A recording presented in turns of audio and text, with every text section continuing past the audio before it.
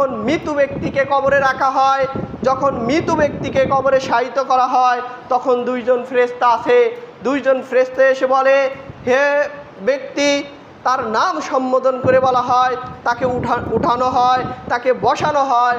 বসানোর পর মুহাম্মদ সাল্লাল্লাহু আলাইহি ওয়াসাল্লামকে দেখানো হয়, বলা হয়, এই ব্যক্তির সম্পর্কে তোমার ধারণা কি?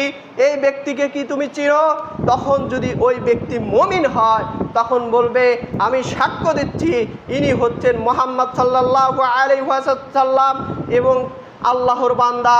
আমি সাক্ষ্য দিচ্ছি এ হচ্ছে নবী মুহাম্মদ সাল্লাল্লাহু আলাইহি ওয়াসাল্লাম এবং তার বান্দা। এই বলে যখন সাক্ষ্য দেয়, ফেরেশতা তখন বলে, এই দেখে নাও, তোমার স্থান জাহান্নাম ছিল, আল্লাহ তোমার উপরে রহমত করে তোমার স্থানকে পরিবর্তন করে জান্নাতে দেখানো হয়, তোমার স্থান এখন জান্নাত। ওই ব্যক্তিটা একটু মুচকি হাসি দেয় এবং অনেক খুশি হয়, আল্লাহর শুকরিয়া জ্ঞাপন করে। তখন বলে, তুমি ঘুমিয়ে যাও।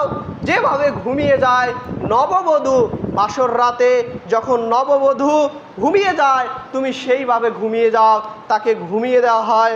পক্ষান্তরে যখন কাফের এবং মুনাফিক ব্যক্তিকে ওই কবরে রাখা হয়, সঙ্গে সঙ্গে ফেরেশতা আসে এবং বলে, বলো এই ব্যক্তির সম্পর্কে তোমার ধারণা কি?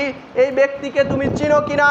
তখন বলেন, লা আদরি, আমি কে চিনি না, আমি তো জানি না। তখন বলে, তুমি কোরআন এবং হাদিস পড়োনি কেন? তখন বলবে, লা আদরি, আমি তো জানি না, আমি তো চিনি না। অপারগতা প্রকাশ করবে। তখন বলবে, তুমি দুনিয়ার থাকাতে চেনার চেষ্টা করোনি কেন? দুনিয়াতে থাকতে তুমি জানার চেষ্টা করোনি কেন? তখন আবারও বলবে, লা আদরি, আমি জানি না, আমি কিছু জানি না। তখন ফেরেশতারা একটা হাতুড়ি নিবে, এই হাতুড়ি দিয়ে এমনভাবে তাক পিটাবে, এমনভাবে তাক পিটাবে, এমনভাবে তাক পিটাবে, তার এই চিৎকারের আওয়াজ, এই চিৎকারের আওয়াজ মানুষ যদি শুনতো, তাহলে মানুষ আর কবর দিত না।